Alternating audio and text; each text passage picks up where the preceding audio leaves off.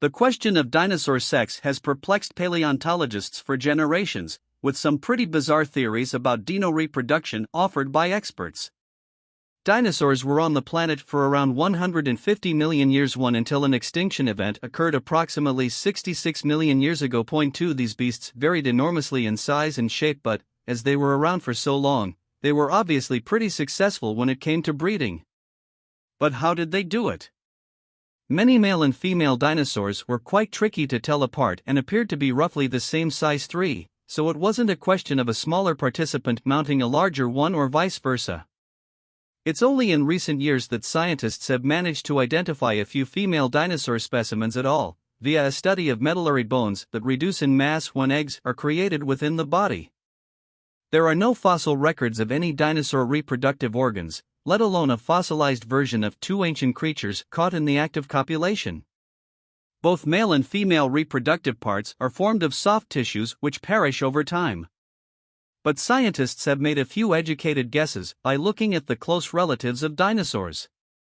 Birds and crocodiles reproduce using an organ called the cloaca, an all-purpose opening used for urination, defecation, and reproduction. Most birds breed via an act rather queasily known as the cloacal kiss, where sperm passes from the cloaca of the male bird into the cloaca of the female as they press together, which leads to fertilization. So our dinosaur pals may well have used a very similar method and didn't possess or need external genitalia at all.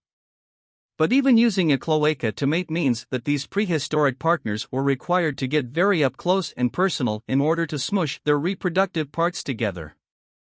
It's likely that smaller dinosaurs, such as the Colindodromeus, adopted a position as crocodiles tend to do, where the female crouches down, moves her tail to one side with the male clambering on top while twisting his underbelly, allowing both cloacas to meet.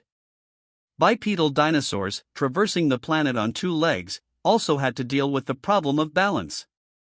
Getting those important areas to line up would require a certain amount of coordination to stay upright.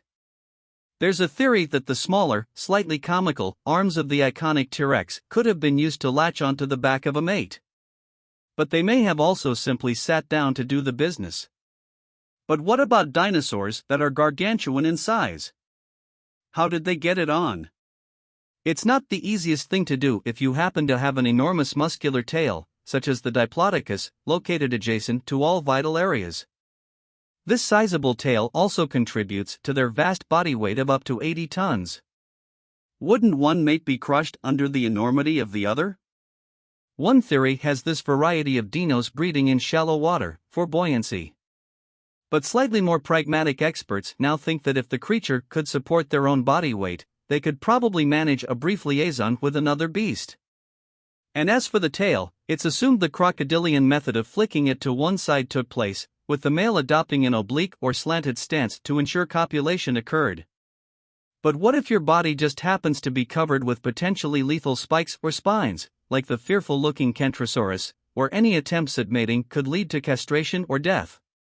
Where body armor is involved, mating would certainly have been a very delicate operation. Scientists believe that the female Kentrosaurus may have lay on her side with the male hovering over her, or else a rear-to-rear maneuver occurred with the 2 mates facing in opposite directions with their rear ends touching. Not very romantic, but certainly practical. But why did dinosaurs have these strange bodily appendages? Could they be connected to sex? Various theories for these additions have been made. Undoubtedly, having certain physical features for defense purposes makes a lot of sense, especially when dealing with a beast such as the multi-horned Triceratops. Looking at the activities of our own animal kingdom may help to provide a few clues as to why so many dinosaurs were constructed in this way. Some physical features may be connected to attracting a mate, or indeed to repel fellow suitors. For example, frills, horns and long necks could be utilized in courtship displays, similar to birds such as peacocks. The better the display, the more likely you are to land a mate. These appendages could also denote the health of a potential partner. The stronger the specimen, the more partners they are likely to attract. These dinosaur adornments could also have been used for selection. Long-necked creatures such as the Brachiosaurus could have engaged in neck-slapping battles with rival suitors, as giraffes do today.